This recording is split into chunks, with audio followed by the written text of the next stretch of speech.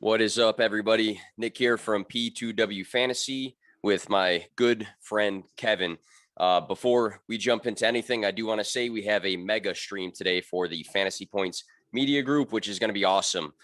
We kick things off here for P2W Fantasy, and then right after us, within an hour is True North. Then the Smoke Show an hour after that. Little bit of a gap, and then 8 p.m. Eastern time, Dynasty Vipers, then Dynasty Happy Hour, and then the Injury Prone podcast. So tons of podcasts going on today. Hopefully people are tuning in and out because it's going to be a long day. Always check out fantasypoints.com, my personal one-stop shop for everything fantasy related. I use it daily, and I use it as a source for my personal fantasy playing, looking at different data stats for content producing, whatever you're looking for, it's in one spot, fantasypoints.com/subscribe. You can use my promo code 21win10. So before we talk about anything, one of my best friends in the space, Kevin, thanks for joining me again. I think we did the Megastream way back when. It was you and I. It was a good show about tight ends that I'm hoping we don't regret too much at this point about what we said back then. But can you introduce yourself, where to find you, and talk about what you got going on, man? Yeah, man, I appreciate you coming on. I mean, only you and me can make tight ends exciting. But we, you can find me a lot of different places. I do a lot of Debbie work at Fantasy Pros, and you can find me on my podcast, but mainly the Triple Play Network YouTube channel, podcast with Jacob Dunn, Super Fantasy Bros there. You can find me on all those locations. But I'm just happy to get on. And even though it's early out here in California, let's roll. Let's talk about some football. Yeah, I apologized to Kevin before the stream started. I said, hey, I'm sorry if I woke you up, but he let me know that he had to wake up around 4 a.m. to watch Moana and some other movies. Yes. And I related because I also watched Moana with my my infant today as well. But Kevin and I will be live every Wednesday talking NFL and prepping for the weekend. And then I'm excited also to host a live stream for Fantasy Points on Sundays. So that's what I got going on, and very excited for the season to start. Not sure if anybody heard, but this is the last weekend without football. I've seen that once or twice today.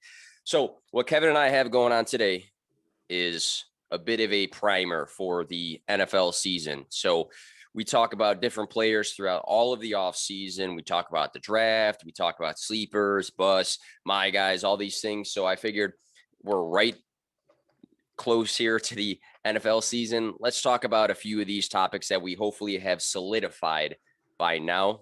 And the first one will be my guys. So you always see the term my guys. And I guess to me, that means some players that we would put our stamp on that we've been vouching for this offseason. I feel like personally, I've put my stamp on certain guys, and I've talked about a lot of other guys, but if I want to talk about my guys, it's got to be a smaller list of guys. So the first one on this list, and I'll start things off. I think I actually sniped Kevin on this. So I, sent him a show sheet beforehand. I was like, Kevin, here's my picks, just because I wanted to make sure that I got my guys in. I think I might have sniped him on this one, but a lot of back and forth about this guy, and it is DeAndre Swift. So Swift is literally one of probably three guys that if he does great, I'm going to love it because I have him everywhere. And if he doesn't do well, I think some fingers are going to be pointed at me because I've been talking to him about him a lot this offseason. So some of the negative things that we hear about DeAndre Swift is the potential running back by committee, but Jamal Williams was not a guy you feared if you were an Aaron Jones manager this past season. So I don't really side with the fear that Jamal Williams is going to hurt DeAndre Swift's fantasy value. He wasn't that guy in the past. He wasn't a guy taking a massive amount of volume in Green Bay. So I don't really understand that as much as some coach talk has said that. Another knock is the history of the running backs in Detroit, which I don't understand either because it's weird looking back on talent versus current talent. Doesn't make a ton of sense to me. Another knock is that the Detroit Lions are bad, and Dalvin Cook, Mike Davis, and James Robinson were all on sub 500 teams this past season. Very good for fantasy. So a couple pointers here.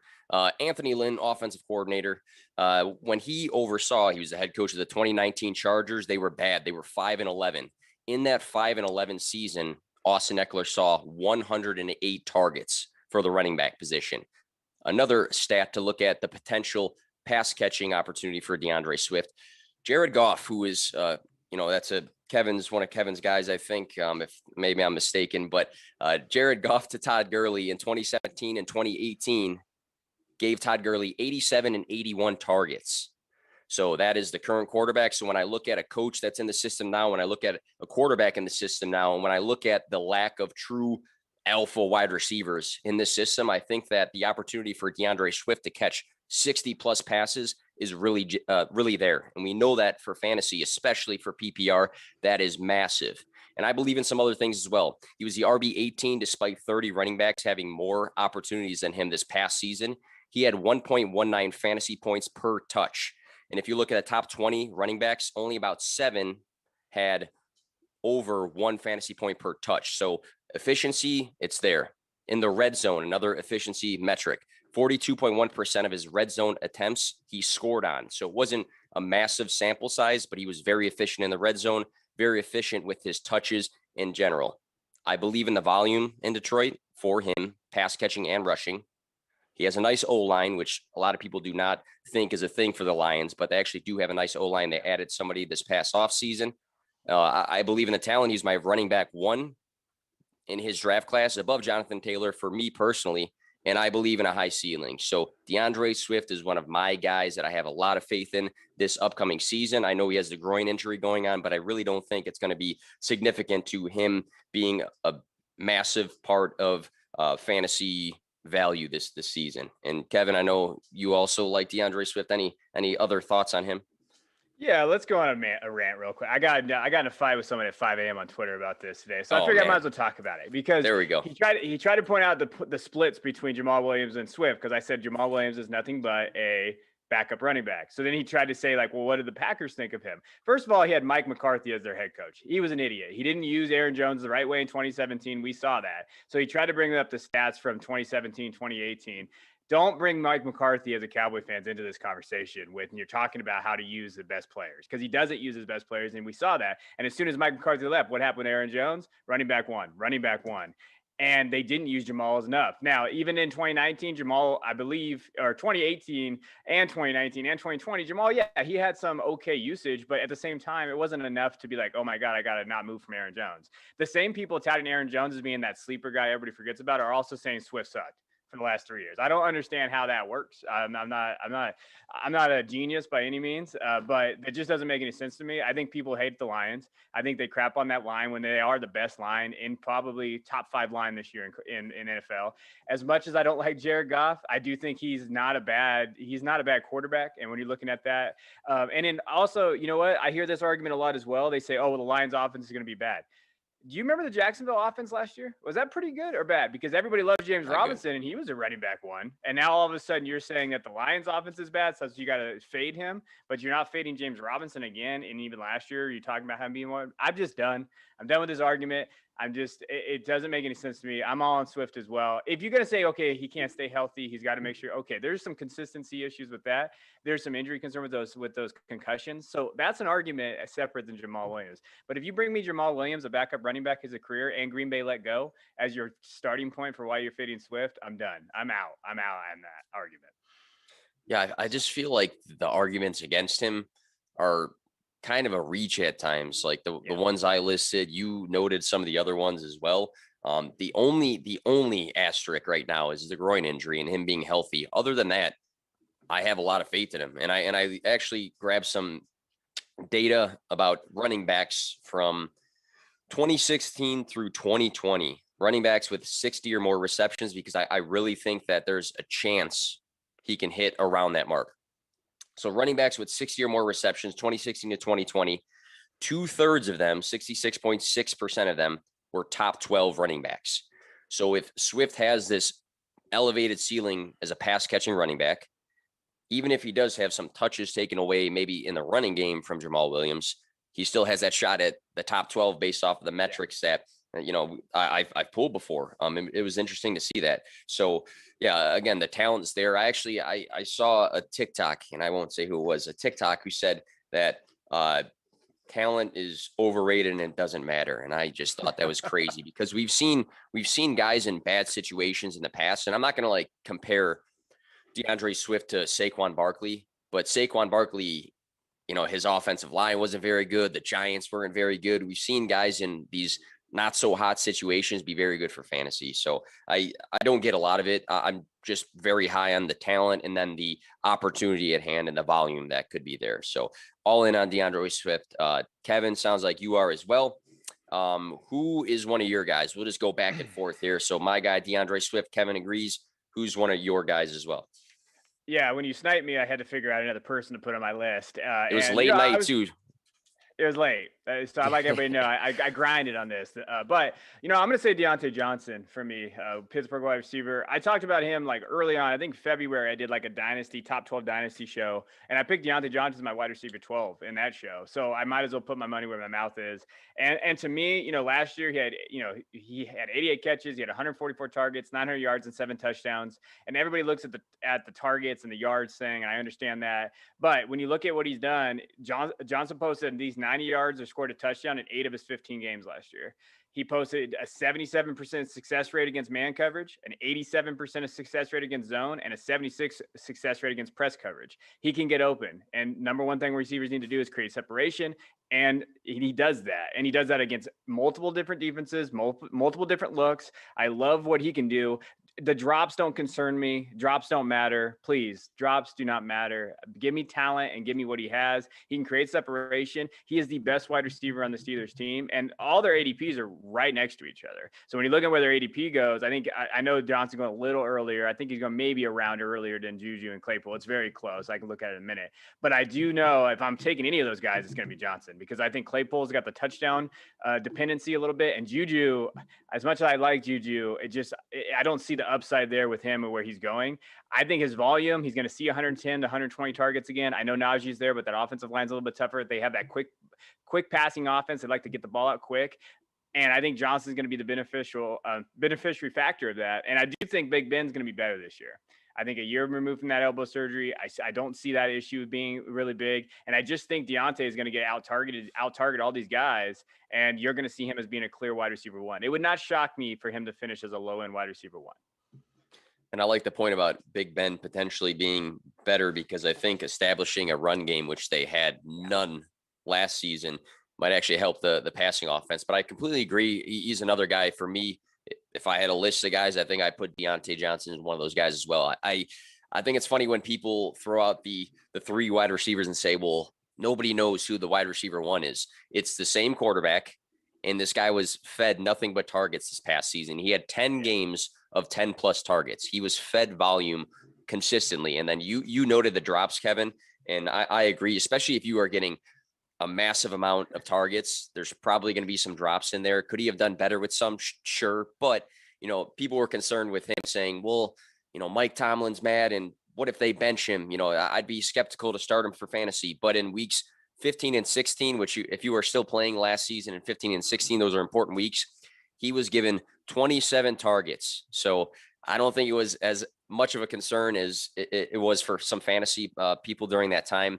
Also, having 6 games above 20 fantasy points was huge for fantasy. So again, I think the only thing that's changing is the positive of establishing the run game. But as far as where are these targets going to go, it's Big Ben's guy still. If Big Ben retired last season, then maybe we'd have some questions about, well, I'm not sure where these targets are going to go, but it's the same quarterback, it's the same player, and he should do nothing but get better since he is going to be in his 3rd season. So I'm completely with you with Deontay Johnson. Where'd you have him too? I think you might have noted that already. So in Dynasty, I had him as my wide receiver 12. I would say like in redraft, I have him, finishing. I think I have him at 20 or 18, somewhere around there. But I could see him exceeding my ranking for him. Definitely. Great pick there. I'm on the same page. So we're 2 for 2. So we're just waiting for that one massive disagreement on our my guys here. But all right, my next guy on the list, another guy I've been a truther of, and I must just have this like not rookie fever, like sophomore fever going on, but Jerry Jeudy for me is a guy that I have a lot of faith in this coming season. We saw in the past guys like DK Metcalf, Allen Robinson, DeAndre Hopkins have a big jump in their fantasy stock from their rookie to their sophomore season. I think Jeudy has a clear opportunity for that. The only rookie this past season that had more targets than Jerry Jeudy was Justin Jefferson, who had an extremely good rookie season, broke rookie records and all of that. I think with Teddy Bridgewater now, the opportunity for Jerry Jeudy to have around 130 plus targets is there. And you have to love that for a guy that is going into his second year in the NFL. This past season, he had a high average depth of target. He had 15.3 yards per reception, which was sixth amongst players with 100 plus targets. But on the flip side, 25% of balls thrown his way were off target. So I think they were trying to go deep with him a little too often at times. And the quality of the quarterbacks, having 4 different quarterbacks playing this past season for the Broncos, was not ideal. So a lot of people were kind of hard on Jerry Jeudy when in reality, they didn't look at the quality of the throws, who was throwing to him, and the way he was used this past season. You know, he was super productive at Alabama. I know you're a big Devy guy, so you probably have all these stats in the back of your head, but 24 touchdowns in his last 28 games at Alabama. He had high volume, so the norm was there for him coming into the NFL. He was the wide receiver 1 for me personally out of that draft class. And you look at the qualities he brings: good speed, elite route running, a competent quarterback now. I think that Teddy, you know, he was the guy that last year supported 3 fantasy top 25 wide receivers. And you have to be careful with that sometimes because it's a different system, different set of players. But, you know, Teddy Bridgewater not being the sexiest of quarterback options still can be good for Jerry Jeudy, who is going to be a competent thrower to him. So I'll take Jeudy right now, talent wise, with the opportunity for a high target share with a better quarterback now, in comparison to where he's going. I think his stock has slowly been rising as far as where he's being drafted right now. But I still think this can be a massive breakout year for him. And I think it just goes to the talent for me, and then the opportunity for high volume. Any thoughts on Jerry Jeudy? Yeah, I don't want us to agree all the time. I mean, I like Jeudy. I think that he's going to be there. I do like when you bring up a Teddy. So if you look at Teddy's numbers last year for passer rating versus league average, he destroyed Locke, and that shouldn't be as any. No, everybody should know that Drew Locke's accuracy is definitely not there. I mean, Teddy was 5th best last year at 69%. Basically the 5th best accurate passer. Now, yes, they call him check down Teddy for a reason. There's a lot of things why he's kind of accurate, but even deep ball throws towards the left deep ball over 20 yards and middle of the field. I mean, he was 80 or 90% above league average. So like he can hit those deep balls, and I do think they're going to get Jeudy more involved. The thing I get worried about is just they have so many weapons on that Denver team. With Sutton coming back, he looks healthy-ish. Like I think that he's going to take him some time. Fant being there, Hamler, there's different guys that are there. I think they're going to lean on Javonte and Melvin because their coach is an idiot, and they don't, for some reason, they want to still get Melvin Gordon involved.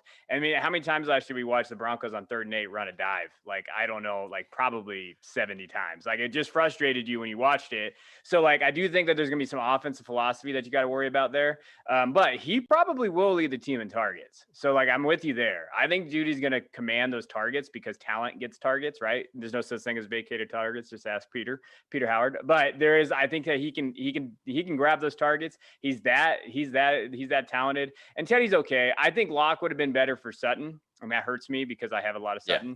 And I think Teddy was going to be good for Jeudy. So when you're looking at it from that perspective, but I do think Fant has a top 5 tight end season incoming. I don't know if it's this year, but he's that good and he's that talented. So I love that offense. Denver should be a lot better than they are, like realistically. But I do like Jeudy. I think he's going to command that, and I like that. I like that call. But he himself, he's got to get open. But Sutton's going to help him. With Sutton being there, the defense is definitely going to have to adjust. Game planning is not going to just all be about Jeudy. So I'm on board.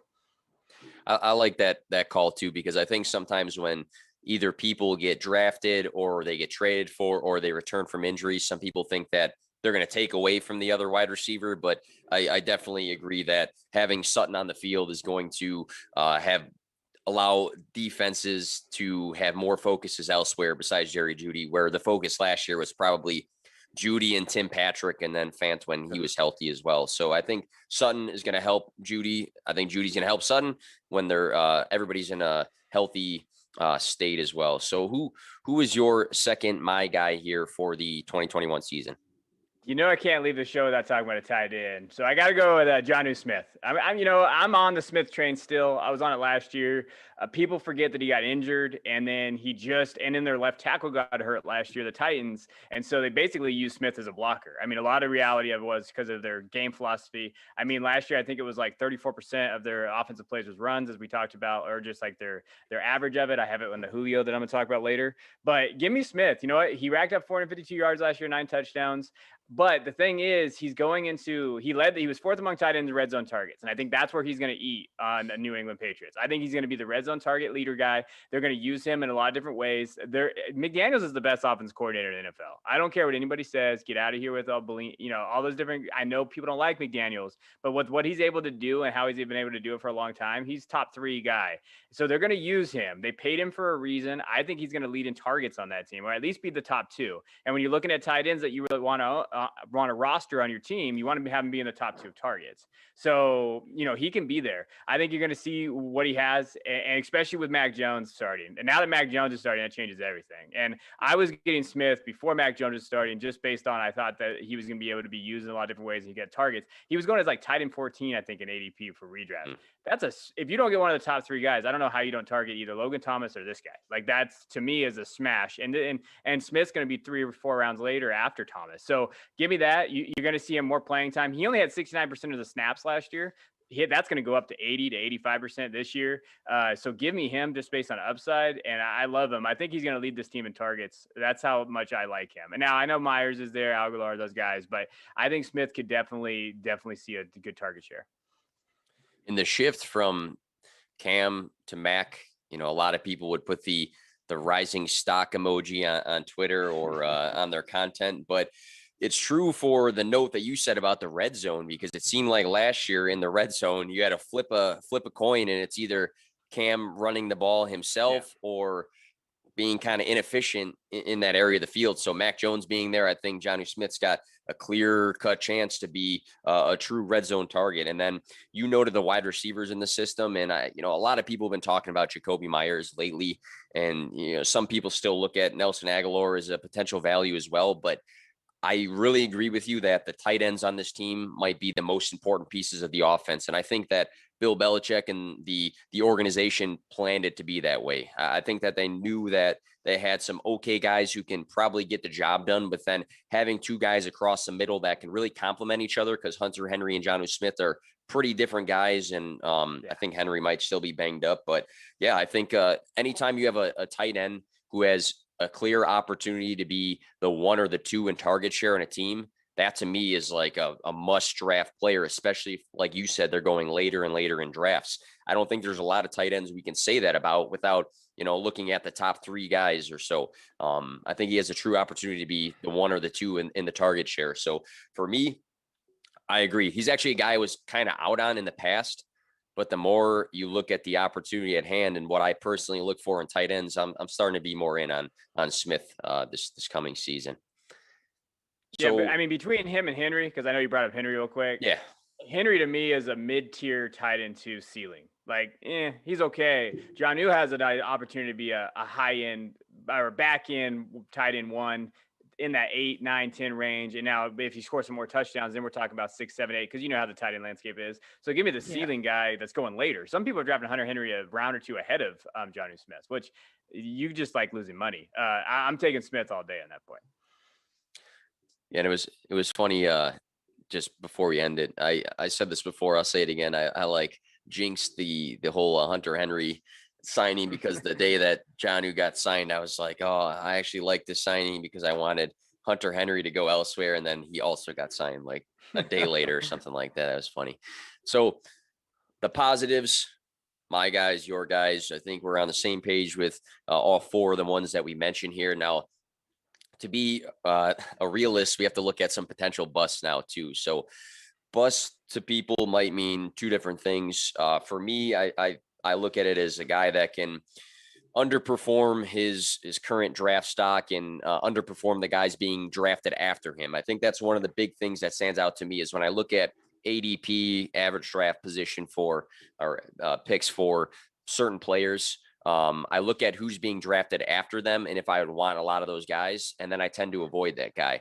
And for me, a potential guy that can bust, and he's not being drafted, super, super high, but I'm just really not into DJ Chark at all. I haven't really been before, but even more so now. He's going, as of yesterday, according to Fantasy Bros, as the wide receiver 39.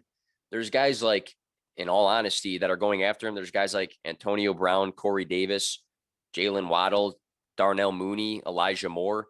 Some of those guys I'd take a shot on before I go for DJ Chark. I think some of those guys' ceilings can be higher. And, when I look at the wide receiver 39 mark, you're not, going to ruin your draft by taking him. But there's just a lot of things that stand out to me as why I personally would not want him. So to start things off, I know you're a big Urban Meyer fan. I think No, you made really.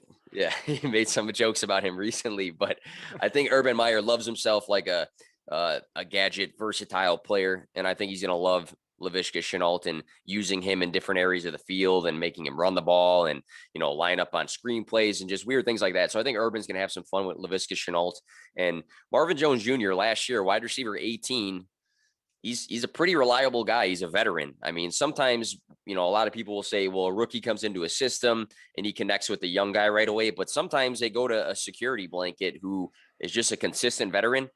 And that might be Marvin Jones. So if I look at the three of these guys right now, Chark could be the wide receiver 1 on this team. He could be the wide receiver 3 on this team. And just juggling that around personally, I'd have him as the 2 or the 3. And I'm juggling between the 2 or the 3. In his 2019 breakout season, Chark, he was number 40 in yards per reception, though, in that season. In 2020, he was number 76 in yards per reception. In 2019, he was number 58 in catch rate.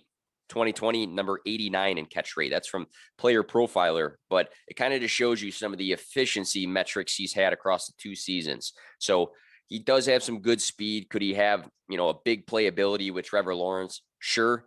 But I think the so-so efficiency, the iffy fantasy weeks this past year, he had 9 games under 12 fantasy points. And I know the quarterback play was all over the place, but it's frustrating when 9 games under 12, only 4 games above 12. So iffy fantasy weeks, and then the possibility of him being the wide receiver 3 on this team, I just personally have no interest. I think I'd rather, like I said before, Corey Davis, even Darnell Mooney, without being a homer, Elijah Moore, maybe Antonio Brown. I'd rather take a shot at somebody else than DJ Chark right now. So he's my bust. He's my bust, a guy that I don't want anything to do with. Any thoughts on Chark?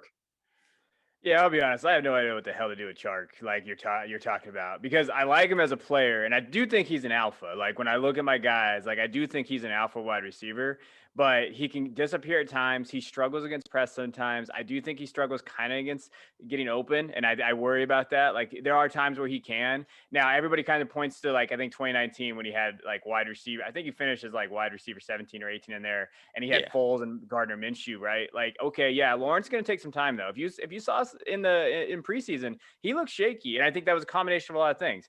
Urban Meyer's an idiot. He's a terrible play caller. He's struggling with the NFL system. Then you're going to have now ETN being gone helps me because there goes the targets that ETN was going to get because he was going to get a lot of targets. But again, maybe they lean on James Robinson. We know they're going to use Carlos Hyde in a lot of different ways. Laviska is there. I like Marvin Jones. And to me, when I was drafting this year, I didn't get Chark really anywhere based on his ADP, kind of what you're mentioning. But I was just getting Marvin Jones because I thought that he was the best value. You could get him way later, and he's going to play. Especially, I know everybody says they're a good value in best ball, but like legitimately, Marvin Jones, if Chark gets injured. Now we're talking about Marvin Jones being like a wide receiver, low end wide receiver 1, high end wide receiver 2 opportunity. So like that is the key. And he's got that hand, he had to have surgery on his hand. I don't know about you, but having surgery on your hand and coming back in like 3 weeks, that's impressive. That's I'm old. I'm too old for that. I roll my ankle now playing with my daughter. I'm out for 2 weeks. But like, look at Chark.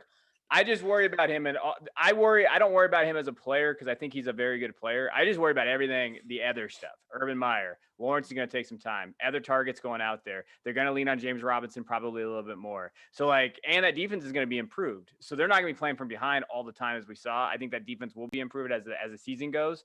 So I just kind of am out based on ADP. I do think he could have a good year though, but there's so much variables with him. That's for even me who loves ceiling. I'm out. I just can't. I don't like to risk it that much. Now, Dynasty, I don't mind it, but in redraft, I'm out on that price.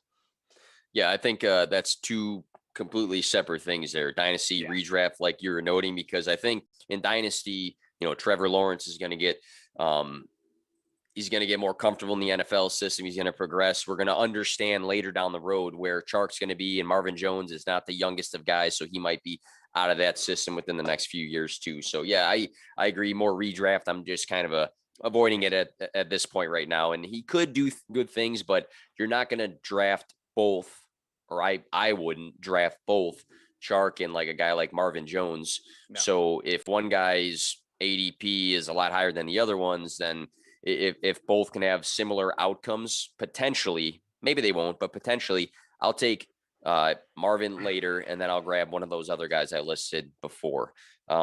Who is your bust for this 2021 season? Yeah, I changed this. So I was looking at my bust list, and I couldn't go through. I put down Julio. Julio Jones, Tennessee wide receiver. And this is strictly just based on ADP. I mean, he's going as wide receiver 17, and he's going pretty now in some leagues, though. If you're in some redraft leagues and some home leagues, he's going early because they see Julio and they're drafting Julio Jones. The name. And that's happened. And the one thing I looked and just looking up just a couple of things, he's already on a pitch count. So he hasn't really practiced that much. They're worried about that injuries again. Since 2000, only 18 receivers age 32 or more have scored 258 PPR points. So roughly that puts him at wide receiver 2 right there. If he can do it, can Julio do it? Yeah, he's a god. That guy we've shown what he can do, but that puts him in rare category. Can he break that mold of like being that age and actually scoring 258 or more PPR points? Also, last season, the Titans finished last season ranked 5th in total yards, but they averaged more rushing attempts per game than the Ravens. And also they were right there. I think they were 3rd in the league. So they're going to run the ball with Derrick Henry. That's not going away.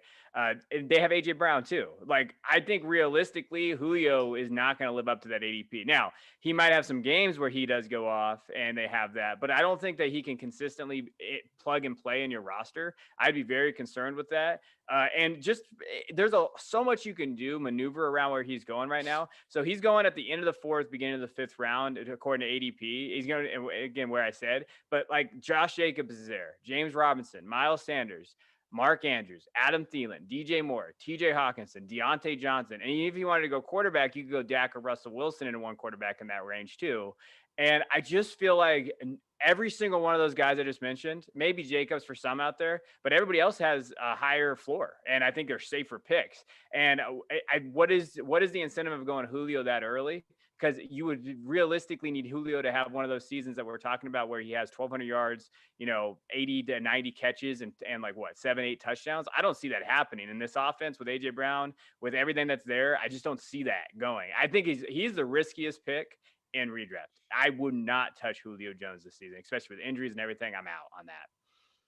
I like the point about how the Titans operated on offense, because it is very different than what the Falcons did in the past in terms of how's that passing rushing split look like. And it's two different looks for these two teams. Not that they won't, maybe slightly bump up their passing attempts this season with the Titans having these two guys, but at the same time, it is very different. But I also like the point, and I want to kind of tie it to what, bust again is defined as for me, but you noted a bunch of other guys you'd rather just take a shot at around where he's being drafted.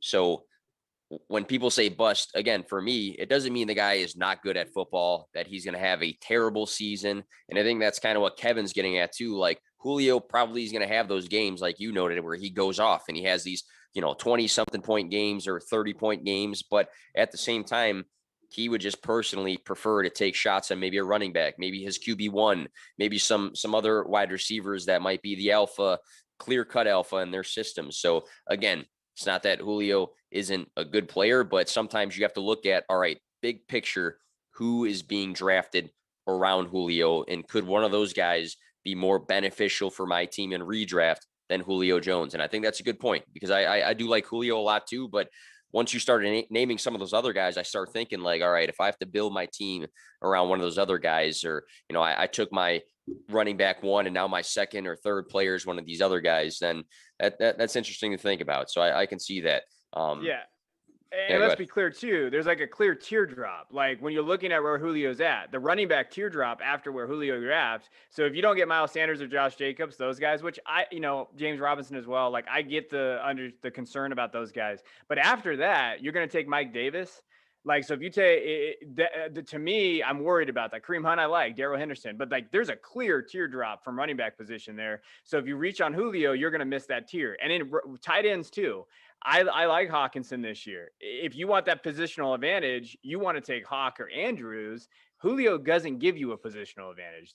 You're drafting Julio at his absolute ceiling. Why wouldn't you just take Hawkinson and then the next round we take our guy Jerry Jeudy or something like that? Because that's how you build a team, but that's how you can lose. If you draft these dudes at their ceilings and in the other positions have that teardrop, that's where you get worried. Don't worry about ADP. Look at the teardrop because after that, the tight ends, who are you going to draft in that area that's going to give you that advantage over your opponents? And it's just thinking 2 steps ahead in your draft. I can take, like you said, this tight end, this quarterback now. I'm juggling Julio with these other 3 wide receivers. Can I wait and take one of those other guys later and make my team better by taking a Hawkinson or, a Dak or something like that? So all good points there. And it all makes sense at the end of the day when just having a little bit of strategy for redraft, which a lot of people are finalizing their league drafts either this past weekend or this weekend too. So we'll shift things over. So we'll go to the dark horse candidates. So I asked Kevin before the show. I'm like, hey, come with a dark horse quarterback, a dark horse running back. So by dark horse, I mean probably somebody that we feel is a top 10 guy, regardless, or top 12 guy. But when you look at the quarterback position, I think most people will say Patrick Mahomes. Most people will say Josh Allen. I see a lot of Kyler Murray as well. So I said take those guys out of the picture. Who could realistically be the QB1 this coming season? And I'll start things off, looking at the Konami code. So rushing quarterbacks. Scott Barrett from Fantasy Points has made phenomenal articles all off season. He has one about the Konami code and he ties it to some of his other articles as well. So definitely check that out on the Fantasy Points website. But you look at the opportunity for scoring here. So passing yards typically, so this is typically in the typical scoring settings, and it could differ, but typically passing yards are worth 0.04 fantasy points. Rushing yards are worth 0.1. So a clear difference in rushing versus passing for scoring. Some leagues, rushing touchdowns are worth 6 points, while passing touchdowns are worth 4 points.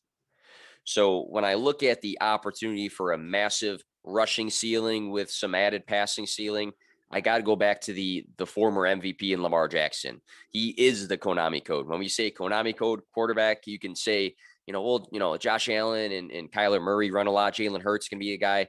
Lamar Jackson is the face of the Konami code rushing quarterback, which is a cheat code for fantasy. Back-to-back 1,000 plus rushing yard seasons.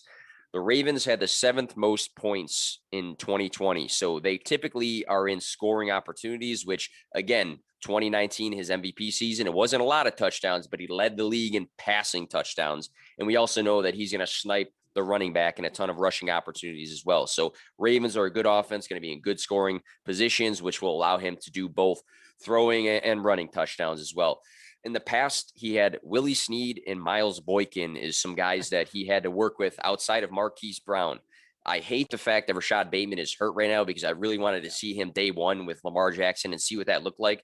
But in a perfectly healthy world, the likes of Rashad Bateman, even Sammy Watkins, Thielen Wallace, these guys are better, in my opinion, than the other guys outside of Hollywood Brown the past 2 seasons with Lamar Jackson. So they did add pass catchers to this offense. Mark Andrews, we know, is a top 5, top 6, however you look at it, tight end in the league.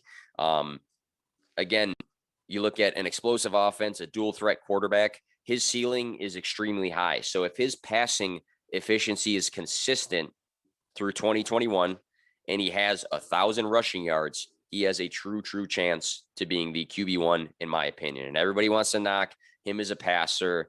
Everybody wants to knock him as being, a run first quarterback. But in fantasy, you want those things because of the scoring settings that I noted before. So Lamar Jackson, I think he has a shot to be it again. Are you in or out of Lamar Jackson this season coming up? No, I think that when you talk about so you hit it on the head with that last point. Like we're talking about fantasy quarterbacks, not NFL quarter. Like we're not like that's the thing. I think some people dive into this. Well, he can't throw. I don't need his ass to throw all the time. Like I need him to score rushing touchdowns because it's 6 points in my leagues. Like that's all that matters. Like I think sometimes we make this game way too hard. And his ADP is great right now. I mean, last year I think in some leagues last year he was getting drafted ahead of Patrick Mahomes that I was in redraft, and I think that really kind of how it goes. And then they get burned, and then they just start talking about Lamar being he's overrated, all that stuff. But when you realistically look what he can do, especially I think the Dobbins injury is huge because I think that they're going to really lean on Lamar. This is going to be a Lamar show this season. We're going to it's him. I mean, they're gonna use him all over that field, and we could realistically see him having way more. Realistically going back to those rushing yards that he had in 2019, he had 1,200. I mean, he could have 1,300 yards rushing. He could actually break that record of his own record. And remember, he had 3,000 yards passing that year. He finished as QB1. He was still a legitimate passer. He had 36 passing touchdowns. I mean, that is legit. And I think that we're going to see that again. And this just bumps up Mark Andrews as well. Like as long as Mark Andrews is healthy, he's going to get targeted too. So I think that's a great call. I do think that when you're looking at what he can be in the NFL with his rushing ability and everything that he has, that's what you're looking for, that QB1 spot. And I agree. I think Lamar is there. Whereas I think Josh Allen's getting overdrafted a little bit now in redraft. So I think they flipped now. And I think Lamar has the more of it. All right. So who's your guy? Who's your guy for the potential dark horse QB1 of the 2021 NFL season? You know what? Dak Prescott, baby. A Cowboy fan. I'm throwing out Dak, even though I just said, Konami Co. We talked about this. Yes, I know he had a pretty bad ankle injury last year, but last year he was on pace to shatter the records. He had 1,800 yards and 9 touchdowns through 5 games. He kept the same. Kellen Moore's still there. He all the weapons that you have there: Amari Cooper, CeeDee Lamb, Michael Gallup, Jarwin, Zeke, Tony Pollard. They have one of the best offenses in the NFL. And if I can't pick Mahomes, Allen, or Murray, for me, it's Dak or Lamar that has the outside shot of doing this just because of the weapons they have around him. And when Zeke was there, they averaged 108 yards from scrimmage. I know when Zeke was there, especially, that's going to help him. Zeke actually does help Dak. Other people there. He averaged 50 passing attempts during the first 4 weeks. That's not going to happen again, but I do think that he's going to be more efficient there. And he does have some rushing upside. He does score touchdowns. What the Cowboys do as I watch them and Kellen Moore's offense, they do run a lot of read option passes and runs in the red zone. And you're going to see that. I mean, he had 3 touchdowns in the last 4 full regular seasons. When you looked at it, he can score and he can do things with his legs. Now, I don't know what that injury kind of looks like. I'm not worried about the shoulder injury. He's fine, but the ankle thing, it's going to take him some time. But with those weapons around him, realistically, Cooper and CD could finish as wide receiver ones. And as much as I'm out on Cooper train, I do realize that he is talented. You could have 2 wide receiver ones with Dak. And if they do that with passing touchdowns, you can see him maybe finish as QB1. I completely agree. I had a quick TikTok video because I was trying to stay, cool and hip. And I had Lamar Jackson, Dak Prescott. I think I might have thrown in Justin Herbert at the time too, but I agree. I mean, if you look at a guy, even if he's less mobile, even though he wasn't like a crazy rusher before, but even if he's less mobile, if he has the slightest bit of time in the pocket, which he should have, having those guys to throw to, he's got a massive ceiling. And I'll call it now that he's going to be the comeback player of the year, which should be the Alex Smith Award. But I think that's going to be Dak Prescott. I know there was a couple guys, McCaffrey, Saquon, Joe Burrow, Nick Bosa, some major injuries last year. I think it's going to be Dak. I think he's going to make Amari Cooper and CeeDee Lamb, like you said, potential top 15, both top 15 to 20 wide receivers. And I think that he's going to have a ton of passing yards. I think he's going to throw a lot of touchdowns. And I think that him personally, he wants to have that year because you saw it in his face when he got hurt. It was a bad injury. The whole crowd went silent. I remember watching it with my dad. And I think that, having to sit out and watch this year and then just knowing he's got his guys, I think he's going to have a big season. I completely agree with that call. Oh, and that defense is going to be awful. Like that defense is going to be bad. So just know they're going to be throwing, and that offense is going to have to average over 30 points per game. So give me that all day. We got about 10 minutes left. So I'm going to go fast. We're going to do the dark horse RB1s. Then we're just going to throw out a sleeper name at the end. But I'm going to go through my dark horse RB1, and I'm just going to spit it out fast here. Like Busta Rhymes or Twista or something like that. But Austin Eckler's my guy for this. there's a knock on injuries. He played 16, 14, and 16 games the seasons before this past year. People question his rushing ability as a 4.7 average yards per carry, which is actually pretty good. People question Justin Herbert as a check down passer. Austin Eckler had games where he saw 11, 16 in 2 games with 9 targets. So the target volume was high with him. They signed 3 new linemen, and then they drafted Slater from Northwestern, who is very good. And ESPN actually projects him to have about 190 carries, which would be a career high for Austin Eckler. I think heavy volume is key. And then if you look at fantasy cheat codes, a heavy pass catcher in Austin Eckler, this guy he could be the highest targeted running back in 2021. He has that opportunity at least to be that guy. So the one thing, if he adds touchdowns this season, and then he has a high catching ceiling and he gets those 190 or so carries, I think he has a shot at RB1, but he's got to hit the touchdown categories. He's got to get back to that 92 receptions in 2019. He's got to have some certain things fall to him, but I think that he has the opportunity for a lot of those categories. So that's my pick. You can have any quick thoughts on Eckler and then your guy. I was just gonna say you definitely aged us with a Busta Rhymes twist shout out there. Yeah, I didn't mean to, but that's old school. I mean, I love it. Those are my guys, but we definitely are hitting our 30s, buddy. But yeah, no, I was also gonna say, I wish I could find someone that loves me as much as you love Austin Eckler. He's got to stay healthy, I think, and he's got to, with that new offensive system there. That's a bold take. I know that. I think you had it last year, right? You had running back 1 Austin Eckler last year. I think I had him as an RB2, but it didn't work out. Okay. All right. So hey, this year, you know what? Second chance. But I like Austin Eckler. I think that if he can get that target share you talked about, I think that he has ability to finish as a top running back. I'm not going to be as bold as you, but I like it. All right. Who's your guy? All right, so I went a little bit off the board because I know he doesn't catch passes, but Nick Chubb, you know what? I'm on the Chubb train. Amongst running backs who played 15 or more games since 2018, he's 3rd in yards, 6th in touchdowns, and 4th in rushing yards per game.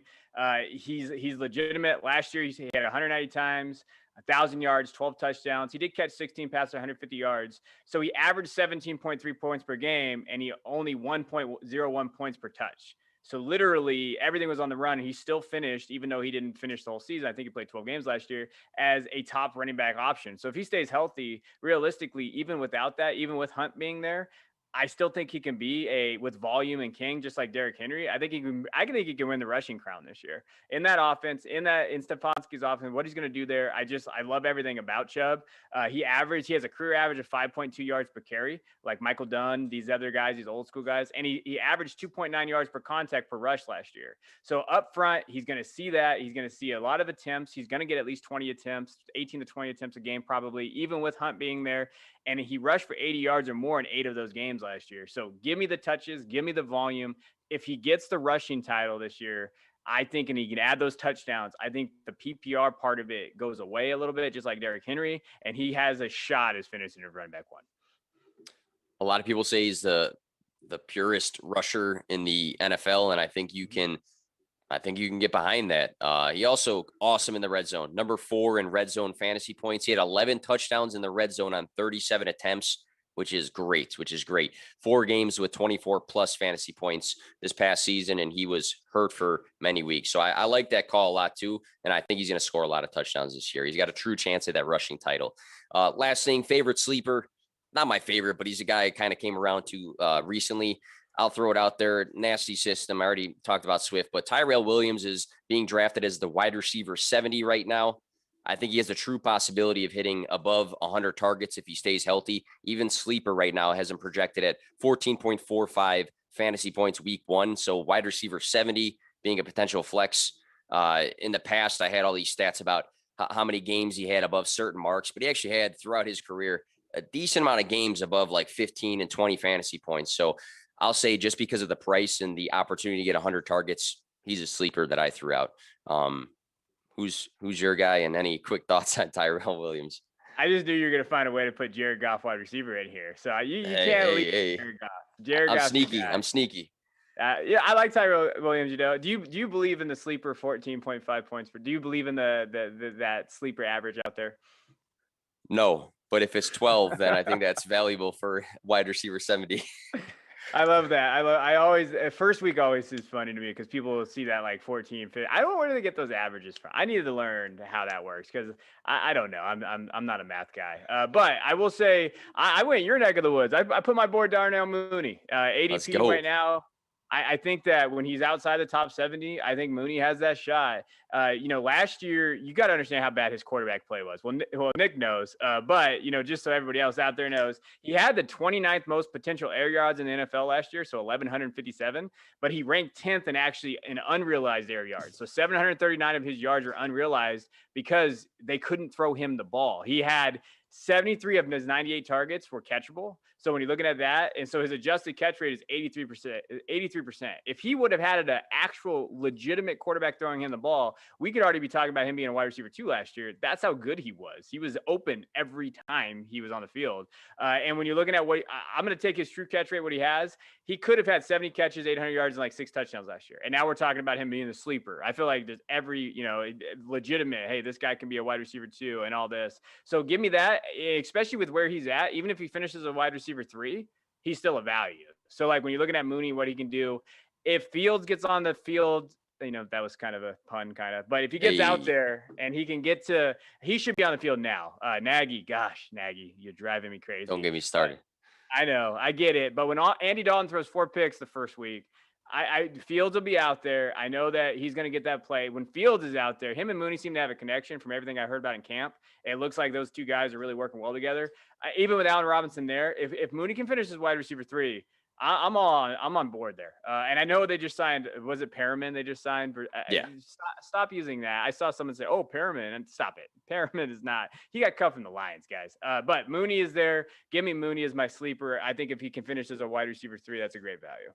Great value for where he's going in drafts. And again, this is a guy that is a deep threat, and you can see on Justin Fields' college highlights on YouTube, he is a deep ball passer, and I think he's going to be great with Darnell Mooney, who was completely over and underthrown all season last year. So good point there. I'm with you. No bias as a Bears fan. But that'll wrap things up here. Hits on some good topics, as always, with my buddy Kevin. You can find him on Twitter at DuBois_22. You can find me at P2W Fantasy. Catch Kevin and I every Wednesday. It's going to be a great show. I'm really looking forward to it. Talking some football, and I really can't wait to kick things off for that. We are a week away from a full slate of NFL games. So thank you guys for watching. Please stick around for the rest of the Fantasy Points Media Group shows today. We have a long slate of shows with some great people. Really looking forward to watching their shows as well.